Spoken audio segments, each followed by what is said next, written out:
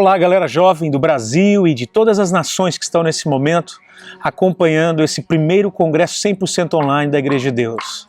Quero parabenizar o pastor André por essa iniciativa extraordinária que com certeza trará muitos frutos para o Brasil e para as nações.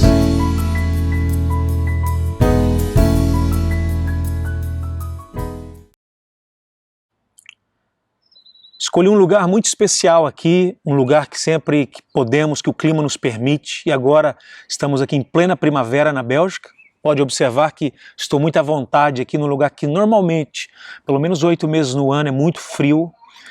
É um lugar aqui onde trazemos os nossos filhos para brincar de vez em quando, e a minha esposa hoje está sendo a cameraman, a Gesana está atrás da câmera gravando, filmando aqui essa pequena palavra que vou deixar com você.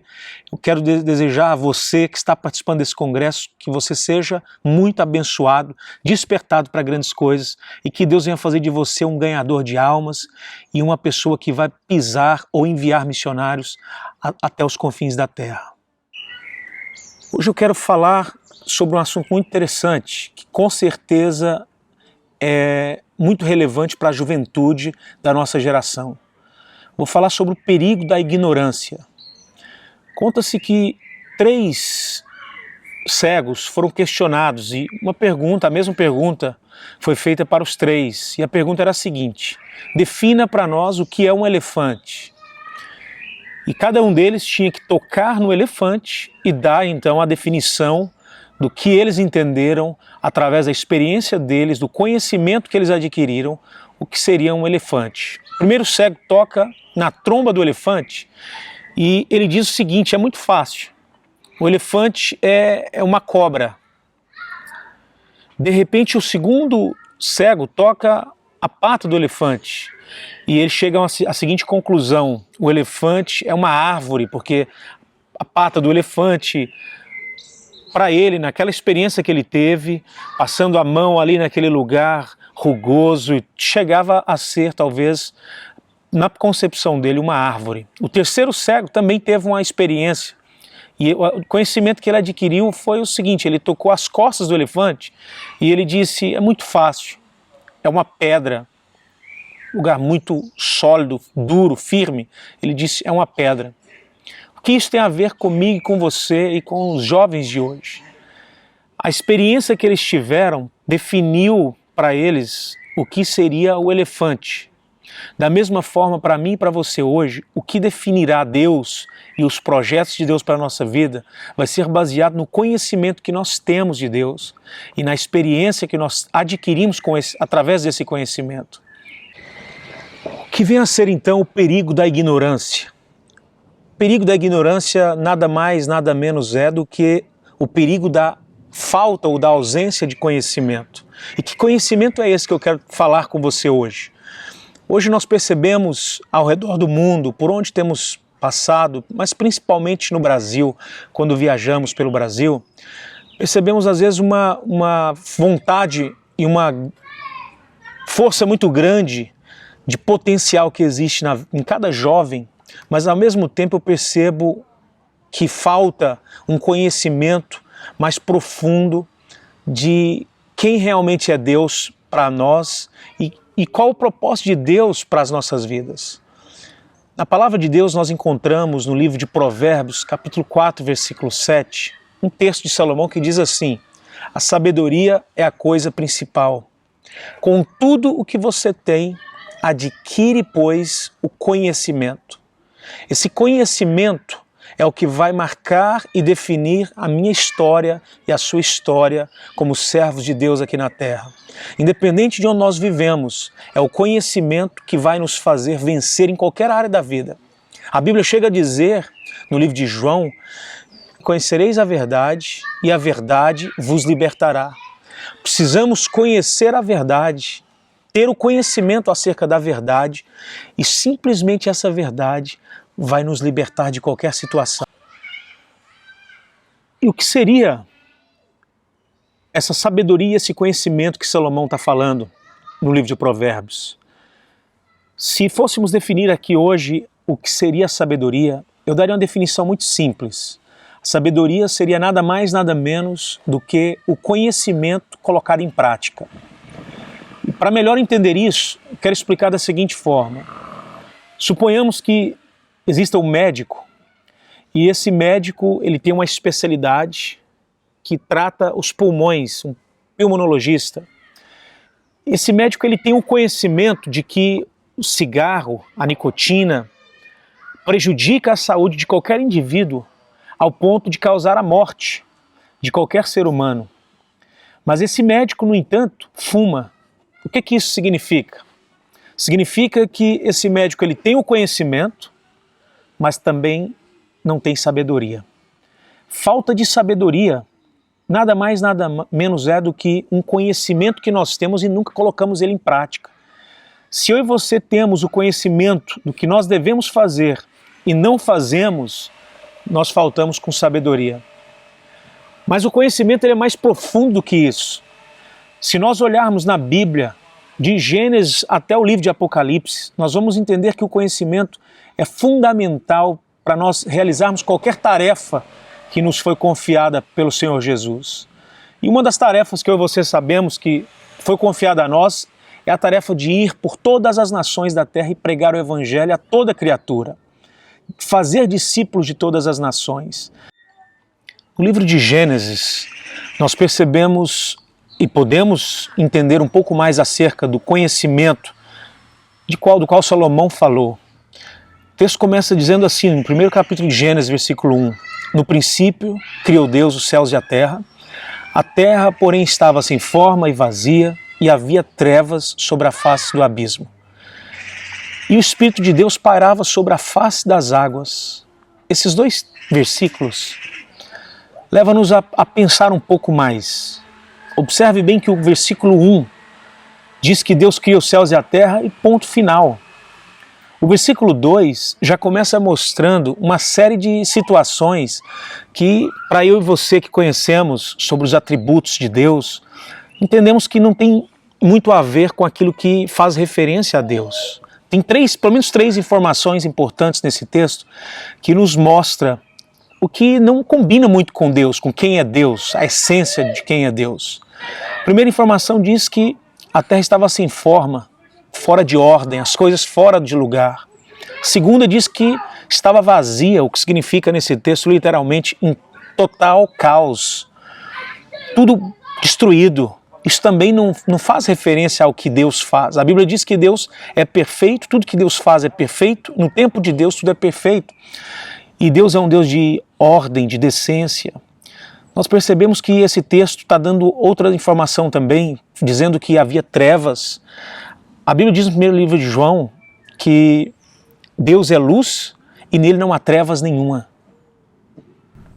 Isso mostra para mim e para você que esse texto também está nos mostrando uma incongruência, uma falta de coerência com aquilo que nós percebemos que Deus faz.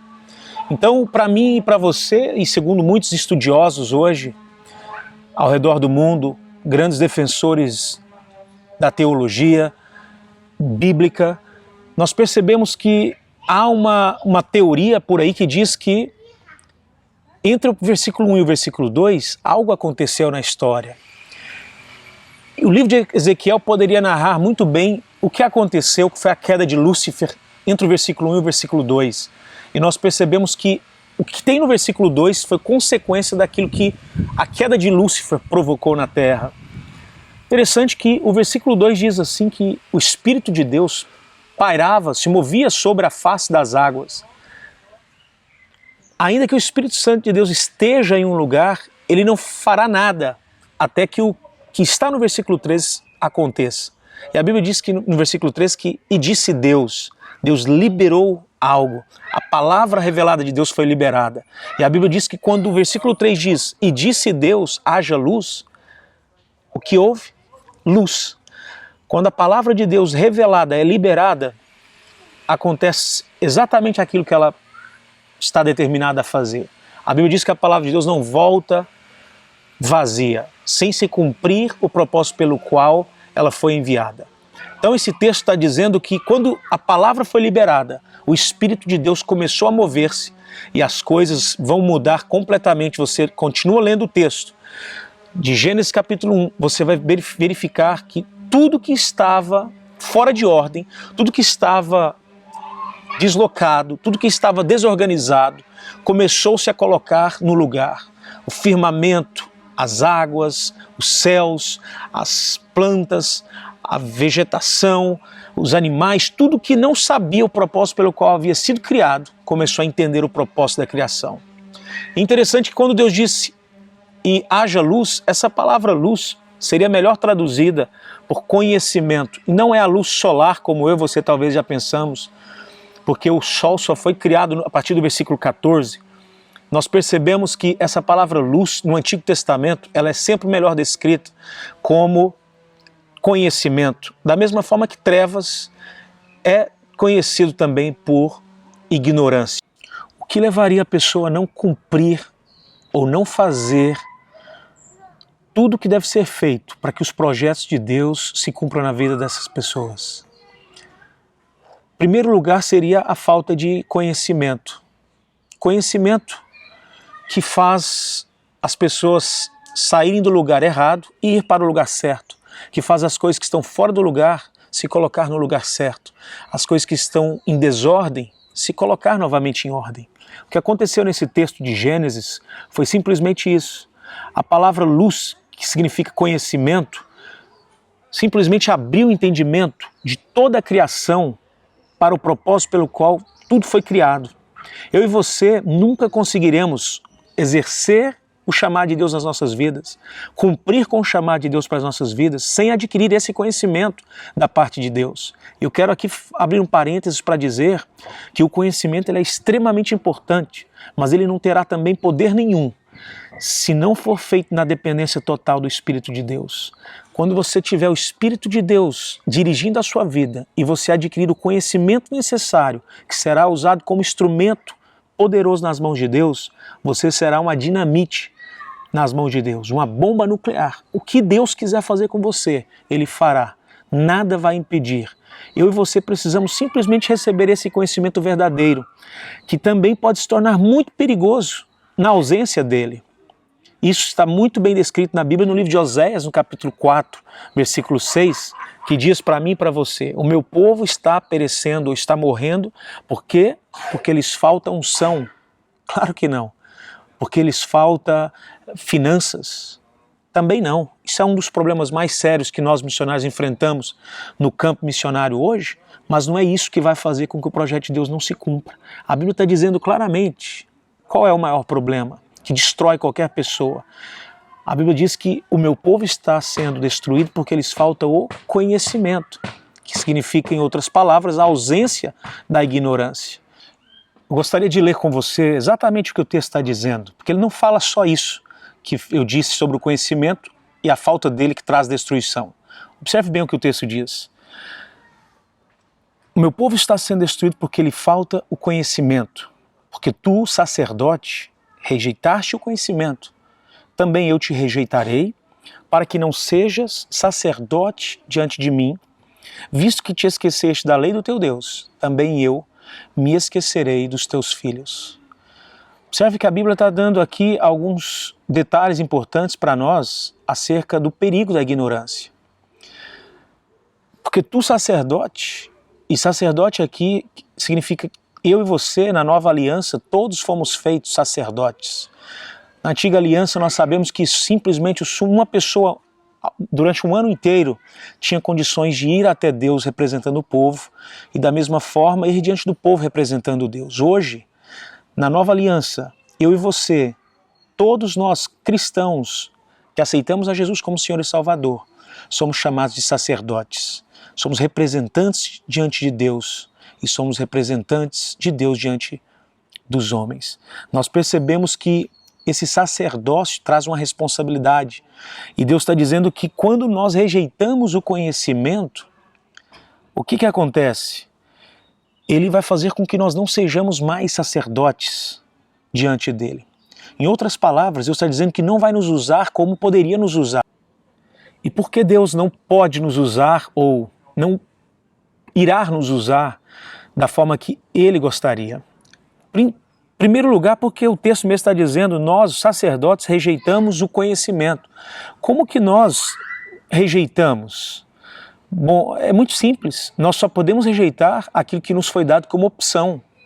O conhecimento, para mim e para você, é opcional, sempre será opcional. A Bíblia diz que nós precisamos conhecer a verdade para que a verdade nos liberte. Isso aplica-se para qualquer área da nossa vida. Tanto para o ministério, e você jovem hoje, tem tudo diante de você. Você pode escolher, optar por adquirir o conhecimento verdadeiro, puro, ou você pode optar por rejeitar este conhecimento.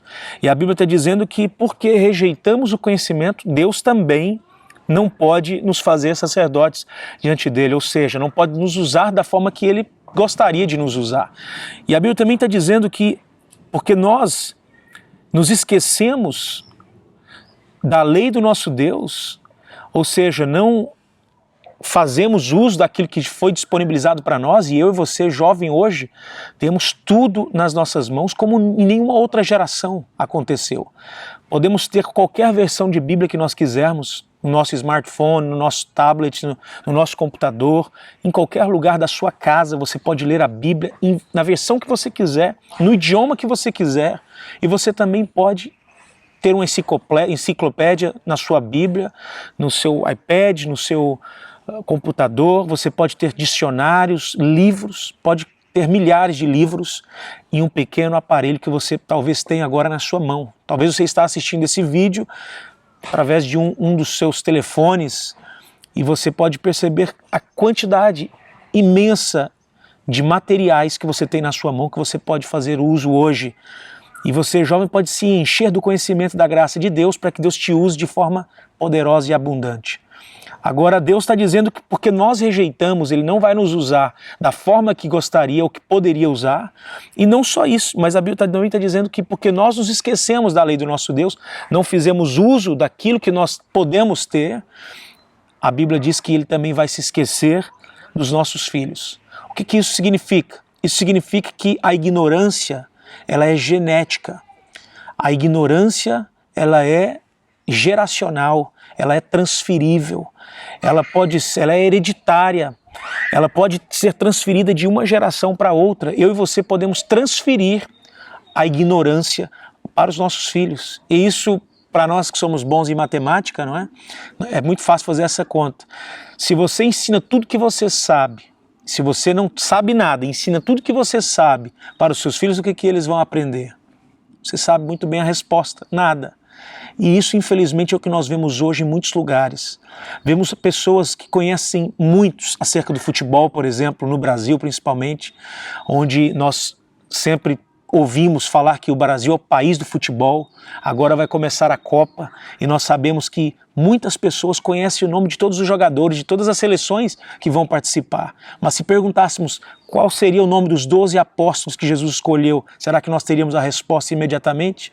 Se perguntássemos qual seria o nome das 12 tribos de Israel, que resposta daríamos para essa pergunta? Ou outras perguntas mais? Nós talvez não teríamos tanta resposta como temos hoje para muitos outros assuntos. E infelizmente, nós não estamos fazendo uso da forma que gostaríamos de fazer, que poderíamos fazer, melhor dizendo, e limitamos o que Deus pode fazer nas nossas vidas. Quando nós observarmos na Bíblia as pessoas que Deus usou, se você já fez essa pequena observação, você vai chegar a uma conclusão muito interessante. Deus está pronto para usar todas as ferramentas que Ele mesmo já colocou nas nossas mãos. E eu te garanto que você tem muitas ferramentas hoje. No Novo Testamento, quando Jesus enviou o Consolador, o Espírito Santo, no dia de Pentecostes, Deus colocou de uma forma tremenda na vida de cada pessoa um potencial, ou despertou o potencial que já estava nessas pessoas. E nós vemos, por exemplo, que em Jerusalém, alguém que fazia parte dos discípulos de Jesus, dos apóstolos de Jesus, foi usado poderosamente. Quem foi essa pessoa? Nós sabemos que Pedro foi o apóstolo que se levantou no dia de Pentecostes, pregando com ousadia aquilo que Jesus Cristo tinha dado como mandamento: ide portanto, e pregai o evangelho a toda criatura.